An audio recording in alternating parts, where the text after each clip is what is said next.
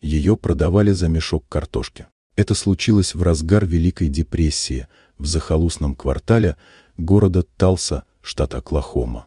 Люди там давно привыкли менять людей на вещи, мечты на тепло, а достоинство на еду. Эмили Джейн, так ее звали.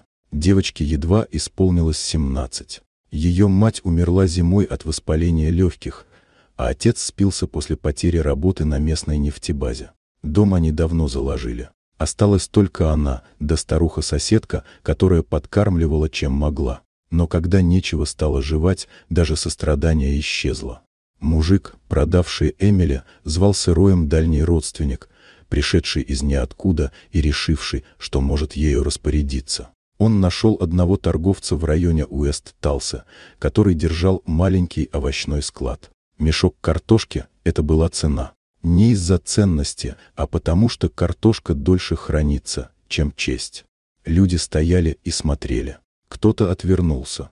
Кто-то хихикал, чтобы не слышать, как ей дрожали плечи. Она не сопротивлялась. Возможно, решила, что это просто еще один конец, за которым не бывает ничего нового. Но тут, в эту пыльную немую сцену, ворвался человек. Высокий, в потертом пальто, с растрепанными темными волосами и без шляпы, редкость по тем временам. Его звали Джонатан Бёрк. Или просто Джон, как его когда-то знала Эмили. Он уехал на север в Детройт искать работу на заводе Форд, и с тех пор не писал. Все думали, что он исчез, умер или забыл. Но он вернулся. Увидел ее среди мешков и ящиков, словно в какой-то уродливой сцене из ярмарочной пьесы. Люди, замерев, наблюдали за ним. Никто не знал, что делать. Даже Рой с картошкой в руках выглядел растерянным.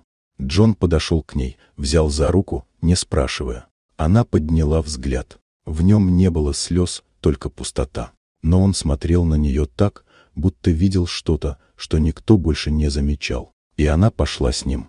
Мешок картошки остался лежать на земле, никому не нужный. Вот такая удивительная история. Дорогие друзья, если вам понравилось видео, поставьте лайк, а также подписывайтесь на канал, впереди еще много интересного.